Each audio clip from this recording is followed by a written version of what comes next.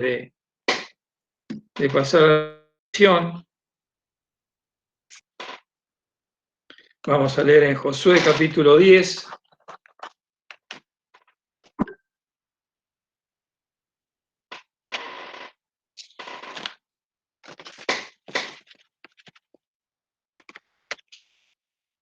Josué capítulo 10, versículo primeramente del 1 al 10, la página 238 del Antiguo Testamento.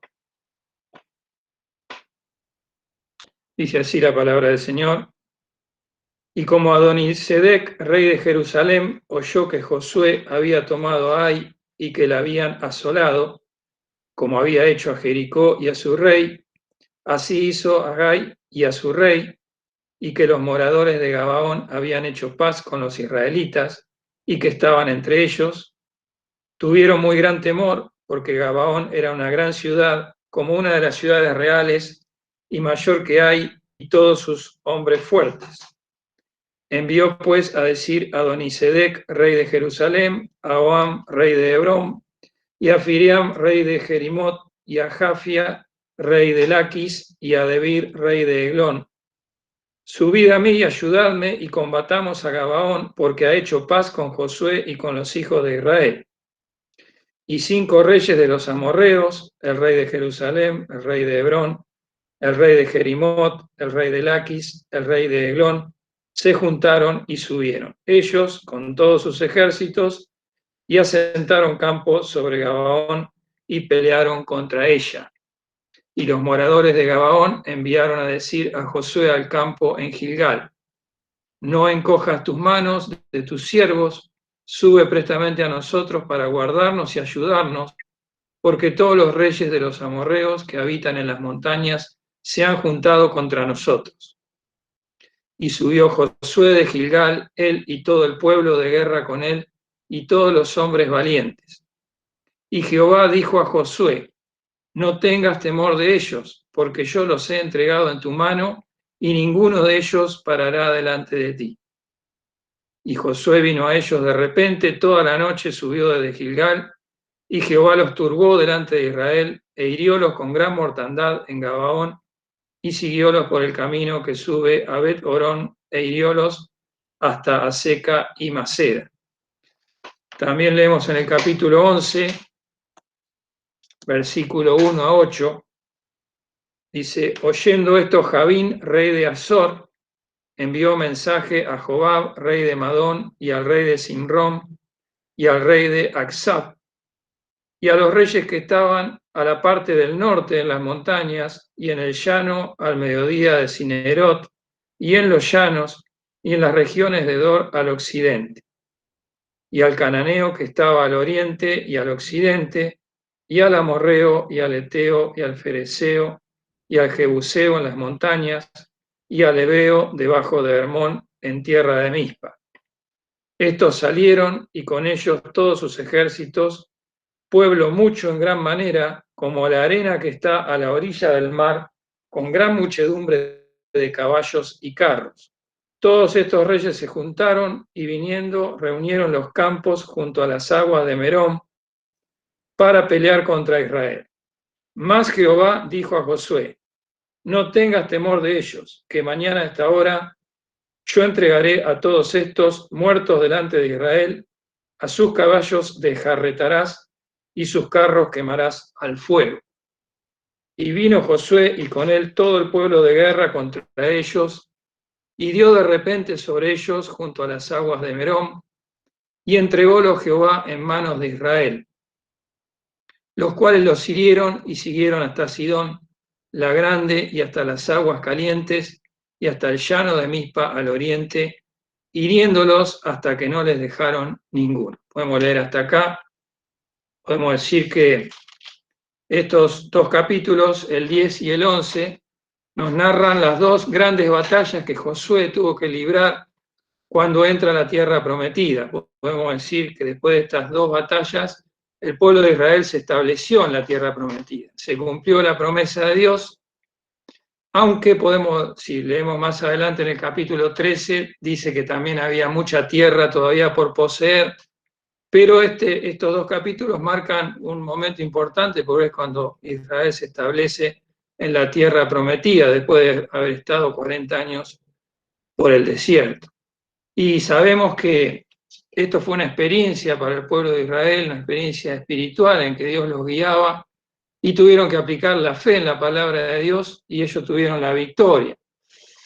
Pero también, además de eso, de estos hechos que ocurrieron, Pablo nos dice que también quedaron escritos para nuestra enseñanza espiritual, para nosotros, para la iglesia.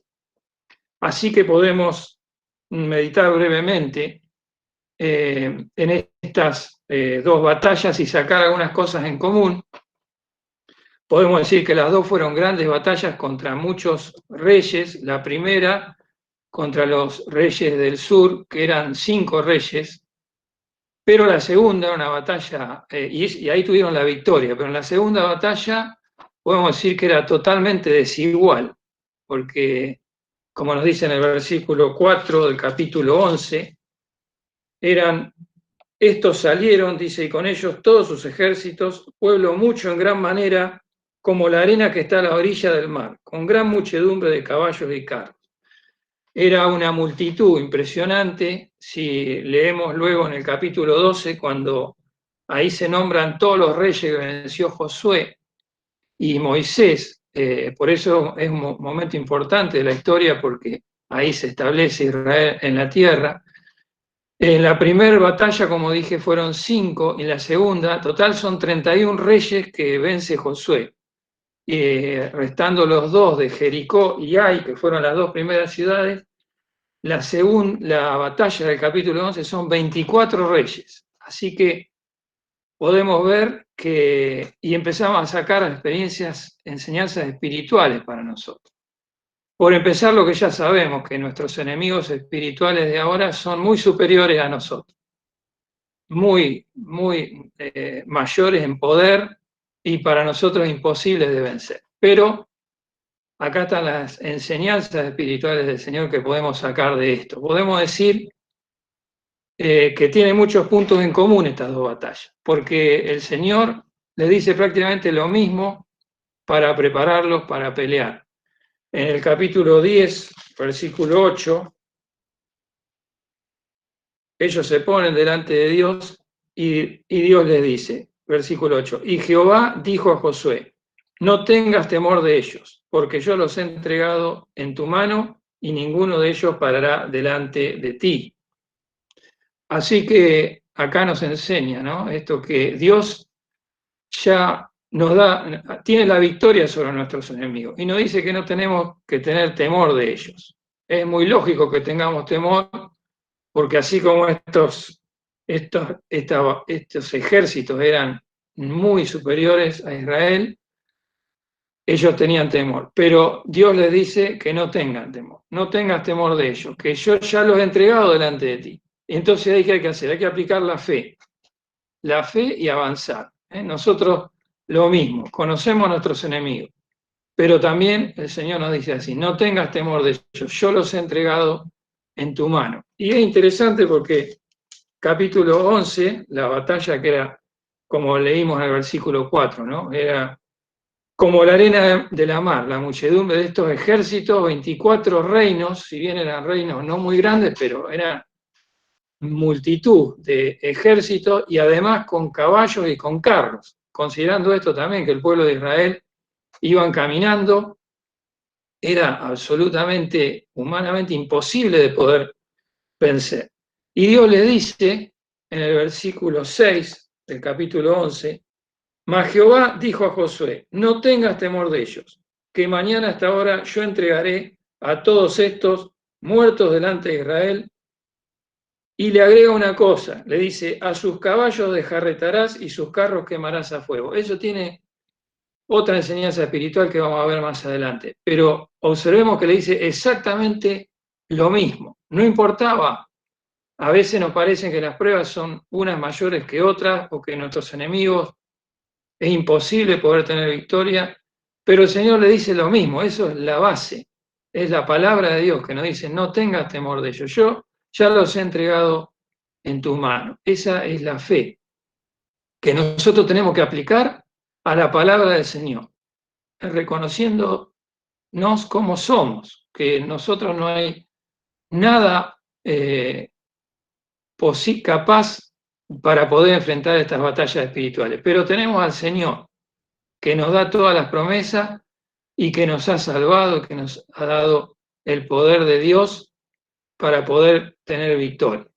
Hay otra cosa también que es importante y tiene coincidencia con las dos batallas, que en las dos, podemos leer ahora el versículo 9 del capítulo 10, el versículo que sigue al 8, ¿no? Que ya lo leímos, que dice que el pueblo, cuando oyó la voz de Dios, dice, y Josué vino a ellos de repente, toda la noche subió desde Gilgal.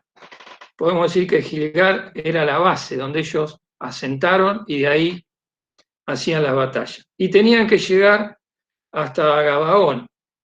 Y dice que subió toda la noche, vino a ellos de repente, toda la noche subió desde Gilgal. Si consideramos la distancia que había, aproximadamente 34 kilómetros, y viendo también en el capítulo 9, el versículo 17, ellos ahí en otra oportunidad tuvieron que ir de Gilgal a Gabaón. Y fíjense, dice en el 17 del capítulo 9, y partiéronse los hijos de Israel, y al tercer día llegaron a sus ciudades, y dice las ciudades que eran, ¿no? Pero tardaron 3 días para llegar en esa oportunidad. Iba todo el pueblo. Y en esta oportunidad, en la batalla, iba solo el ejército. Pero recorrieron, podemos decir, un recorrido de 3 días en una sola noche. Y dice que fueron de repente. Así que acá podemos tener otra enseñanza espiritual para nosotros. Nosotros tenemos que creer en la palabra del Señor, tenemos que obedecerla y una vez que la hemos entendido, tenemos que obrar. Y esta palabra de repente que está en los dos capítulos nos habla de que ellos fueron a la batalla con total decisión, y podemos ver que hicieron un esfuerzo muy grande porque viajaron toda la noche, 34 kilómetros, y después pelearon. ¿Qué los animaba a eso? La fe en el Señor. Primeramente contra 5 reyes, ya era desigual totalmente la batalla. Y luego contra 24 reyes más. Y vemos que la misma actitud tuvo el pueblo en el capítulo 11, volviendo al capítulo 11, el versículo 7. Dice, y vino Josué y con él todo el pueblo de guerra contra ellos, y dio de repente sobre ellos junto a las aguas de Merón. En las dos oportunidades se repite la misma palabra, de repente. Quiere decir que ellos no se quedaron quietos, fueron, enfrentaron al enemigo. Así que otra enseñanza espiritual para nosotros, porque muchas veces creemos lo que nos dice el Señor, obramos de acuerdo a su palabra, pero acá nos dice que tenemos que obrar esforzadamente. Y me acordaba las palabras de Pablo a Timoteo, ¿no? Esfuérzate en la gracia. Sabemos que nosotros no tenemos ningún poder. Sabemos que es por gracia de Dios que podemos vencer las batallas. Pero el Señor nos dice, esfuérzate. Así que otra cosa que aquí vemos que fue también la base para que ellos tuvieran la victoria. No solamente creer lo que le dijo el Señor, sino pelear, como dice Pablo también a Timoteo, ¿no? Pelear la buena batalla. Como le decía él, pelea la buena batalla de la fe, hecha mano de la vida eterna, a la cual asimismo sois llamados. Es interesante esa frase, hecha mano de la vida eterna, ¿no? Porque quiere decir, aférrate a la vida eterna. Pelea la buena batalla, aférrate a las cosas de Dios. Así que otra enseñanza para nosotros, ¿no? Que a veces sabemos lo que tenemos que hacer, lo entendemos, oramos al Señor, el Señor nos contesta, pero después tenemos que poner esa actitud que tuvo el pueblo acá, para caer así, de repente, velozmente, sabiendo, ¿y qué tenían? La confianza en el Señor, que el Señor les iba a dar la victoria. El Señor les dio la victoria. Así que es muy lindo considerar esto ahora que vamos a orar también, porque la oración también estamos viendo nosotros con los jóvenes y adolescentes la armadura cristiana, como que nos habla ahí en Efesios 6. Y ahí se describen las armas, ¿no?, del cristiano. Y la última de las armas, ¿cuál es? La oración, ahí en Efesios 6:18, ¿no? Podemos pensar en esas armas y la séptima es la oración. Sabemos que el 7 en la palabra de Dios es un número que nos indica que algo está perfecto, que algo está completo. Así que la oración es aquello que nosotros debemos tener la actitud de orar, así como este pueblo avanzó de repente sobre sus enemigos, y el Señor nos va a dar la victoria.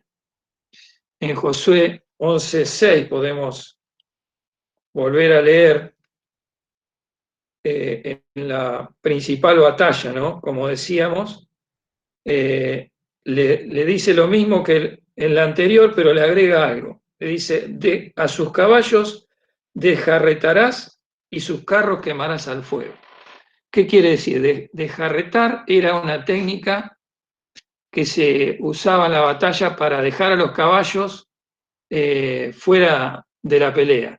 Los inmovilizaban, ¿no? Algo poco sanguinario era, pero de esa manera los caballos quedaban fuera de combate.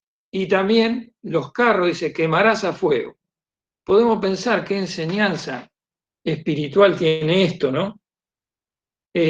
Sabemos que este ejército de 24 reyes tenía todos esos caballos y esos carros. Y existía la tentación que ellos, después de tener la victoria, pudieran usar esos caballos y esos carros para pelear las batallas que tenían que seguir. Pero el Señor les dio esta indicación. ¿Por qué? Porque, como dice Pablo también a los Corintios, ¿no? Porque las armas de nuestra milicia no son carnales, sino poderosas en Dios para destrucción de fortalezas. Es decir, que nosotros no luchamos con nuestra capacidad, con nuestras armas humanas, sino con las armas del Señor, que como decía ahí Pablo, son poderosas en Dios para destrucción de fortalezas.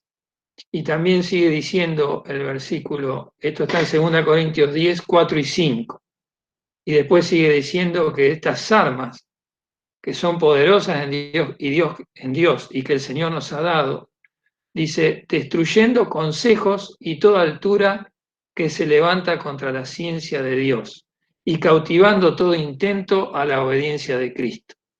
Nosotros podemos pensar ahora, aplicar esta enseñanza para nosotros, en este tiempo en que cuánta altura, cuántas cosas se levantan contra la ciencia de Dios, cuánta falsamente llamada ciencia, cuánta multiplicación de la maldad, cómo avanza rápidamente la maldad, sabiendo que el Señor ya debe venir a buscarnos. Pero tenemos esas armas espirituales que no son carnales, sino que Dios nos ha dado y son poderosas en Dios para destrucción de fortaleza. Pero es interesante porque este versículo 5 dice, destruyendo consejos. ¿Qué consejos? Bueno, los consejos que nos da el enemigo, que nos da Satanás, al cual no debemos oír, pero también los consejos de nuestra propia carne, muchas veces. Pero dice que estas armas destruyen esos consejos. Toda altura que se levanta con la ciencia, contra la ciencia de Dios. Y también dice, cautivando todo intento. ¿Cuánto intento del enemigo para hacer caer, para hacer tropezar al Hijo de Dios? Para que nosotros no podamos avanzar en la vida cristiana y crecer espiritualmente. Pero acá nos dice, cautivando todo intento a la obediencia de Cristo.